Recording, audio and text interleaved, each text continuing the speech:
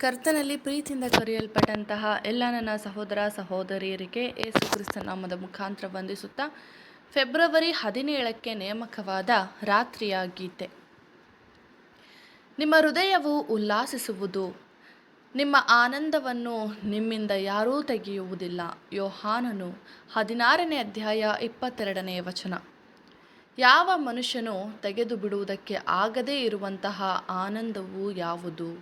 ಯಾವ ಉಪದ್ರವ, ಸಂಕಟ ಮತ್ತು ತೊಂದರೆಗಳು ಆ ಆನಂದವನ್ನು ಇನ್ನೂ ಆಳವಾಗಿಯೂ ಅಗಲವಾಗಿಯೂ ಮತ್ತು ಇನ್ನೂ ಹೆಚ್ಚಾದ ಮಧುರವುಳ್ಳದ್ದಾಗಿ ಮಾಡುತ್ತದೆ? ಏನಿದು ಆನಂದ?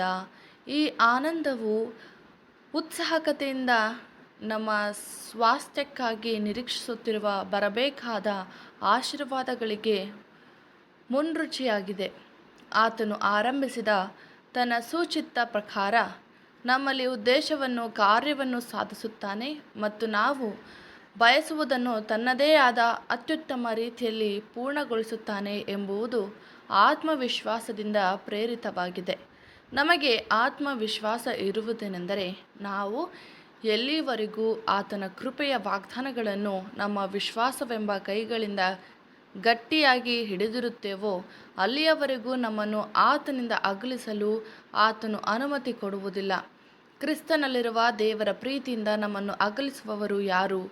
ಹಿಂಸೆಗಳೋ ಉಪದ್ರವಗಳೋ? ನಮ್ಮ ತಂದೆಯ ಕೈಗಳಿಂದ ನಮ್ಮನ್ನು ಯಾರು ಕಸಗೊಳ್ಳಲಾರರು ಎಂಬ ಆತ್ಮವಿಶ್ವಾಸ ನಮಗಿದೆ. ಯೋಹಾನ 10ನೇ ಅಧ್ಯಾಯ 29ನೇ ವಚನ. ಮತ್ತು ಸ್ವತಃ ದೇವರೇ ನಮ್ಮನ್ನು ಪ್ರೀತಿಸುತ್ತಾನೆ ಮತ್ತು ಎಲ್ಲಿಯವರೆಗೂ ನಾವು ಆತನ ಪ್ರೀತಿಯಲ್ಲಿ ವಿಧೇಯರಾಗಿ ನೆಲೆಗೊಂಡಿರುತ್ತೇವೋ ಅಲ್ಲಿಯವರೆಗೂ ಆತನು ನಮ್ಮನ್ನು ಕೈಬಿಟ್ಟು ತೊರೆಯುವುದಿಲ್ಲ. ಹೌದು, ದೇವರ ಸಂಕಲ್ಪದ ಮೇರೆಗೆ ಕರೆಯಲ್ಪಟ್ಟು ಆತನನ್ನು ಪ್ರೀತಿಸುವವರ ಹಿತಕ್ಕಾಗಿ ಎಲ್ಲ ಕಾರ್ಯಗಳು ಅನುಕೂಲವಾಗುತ್ತದೆ ಎಂಬ ಆತ್ಮವಿಶ್ವಾಸ ನಮಗಿದೆ. ನಮ್ಮೊಂದಿಗಿರುವ ಆತನು ನಮಗೆ ಎದುರಾಗಿ ಇರುವವರೆಲ್ಲರಿಗಿಂತಲೂ ಶಕ್ತಿಶಾಲಿಯಾಗಿದ್ದಾನೆ ಎಂಬ ಆತ್ಮವಿಶ್ವಾಸ ನಮಗಿದೆ.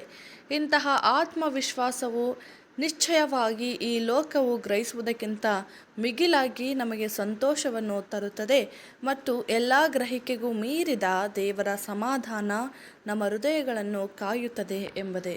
ಆಮೆನ್.